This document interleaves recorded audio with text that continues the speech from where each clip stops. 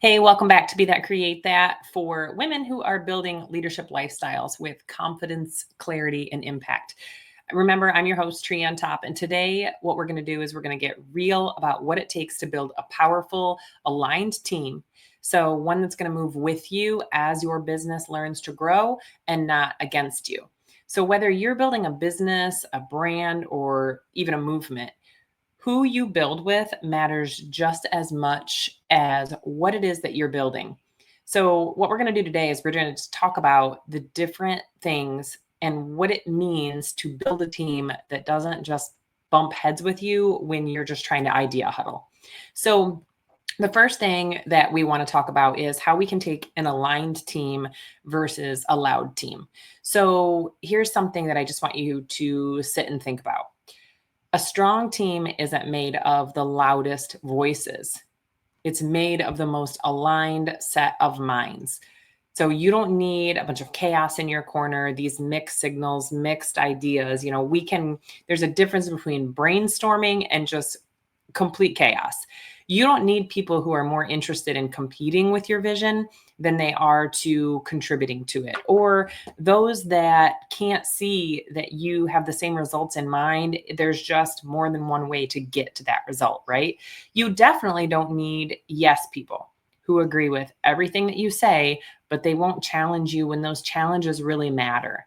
I don't know about you, but I know that with my business, we're not going to get very far if every time I make a suggestion, it's like, yep, that's what we're going to do. Because when I make that suggestion, what I want to hear is, have you thought about this? What if we added this? What about this piece, right? So what you do need is you need people who know their role and how they can contribute, people who respect your mission and your vision, and people who are willing to put aside their ego to really look at that bigger picture and see how they can collaborate and contribute.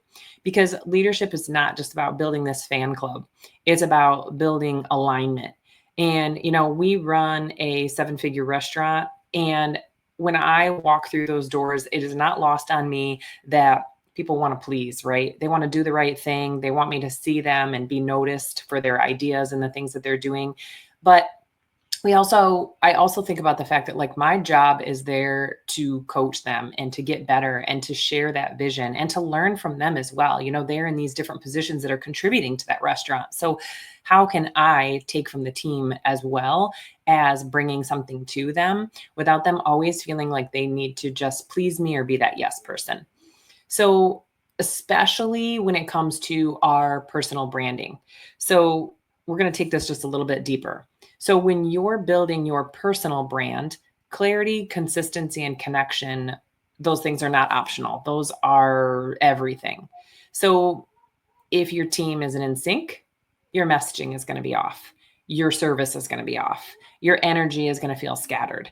And your audience is going to feel that. Even if they can't put their finger on it and name it, they're going to feel it.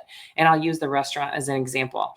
If our customers come in and it just doesn't feel cohesive, or our service team is not working together in a way that's there to please the guest and give the best experience, they're really more ego driven and all about themselves, then you're going to be able to cut that tension in the air. You're going to be able to feel that.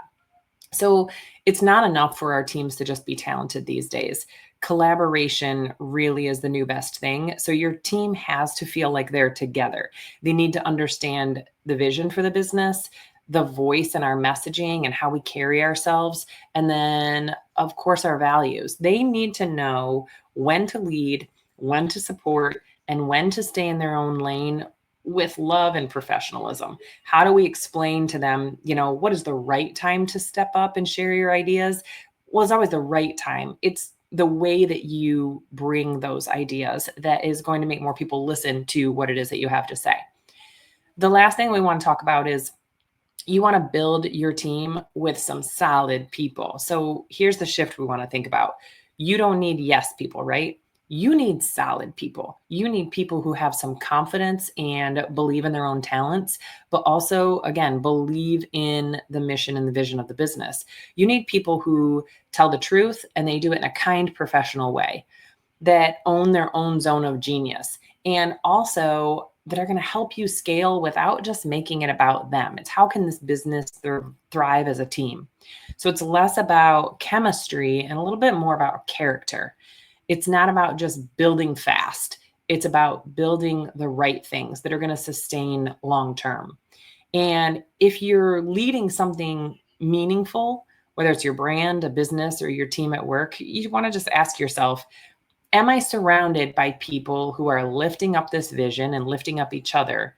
Are they aligned, not just excited about something new? And are they people that are going to move with me? Or are they kind of subtly pulling us and the energy sideways into some different directions? Because leadership isn't going to be solo, but it does require some decision making or some discernment. So here's your be that, create that, right? We're going to have a takeaway at the end. So what I want you to do is really audit your circle. I want you to make sure that your team, whether it's paid, collaborative, or your inner circle, is built with aligned minds. And I ran into this a couple of years ago when I was part of a mastermind. And there were definitely some people in that mastermind that were my vibe and I could learn from and grow with, and we fed off of each other. And I've continued to stay friends with those people. However, there were a couple that you could tell that being in that mastermind was all about themselves or what they could gain from it. So we also just want to be aware of that, because people who know when to shine and when to support are your best type of collaborative circle. People who get the vision and then they aren't threatened by it. It doesn't always have to be their idea. And if you feel like you're just getting started and doing things like this, don't rush it. Maybe just start with one solid person that you feel like you can trust, because that alignment is going to start to multiply. But unfortunately, so does misalignment. So if this episode gave you any sort of clarity or sparked an idea or honestly even gave you a gut check, I'd love to hear about it. So you can take the episode and you can screenshot it. You can tag me on Instagram or LinkedIn under @Trienne Topp and let me know. So think to yourself, like, who is the solid one on your team that you're building with? Maybe tag them alongside and celebrate them for a second. And if you're still looking for that team member, or you want to grow into the kind of leader who attracts alignment, then stick around with some of these trainings, because I've got something coming for you real soon. And until then, be bold with your choices, be clear, and most of all, be that person that you are creating your leadership lifestyle with, so that you can be proud of the impact and the legacy that you're leaving. I hope you have a great day.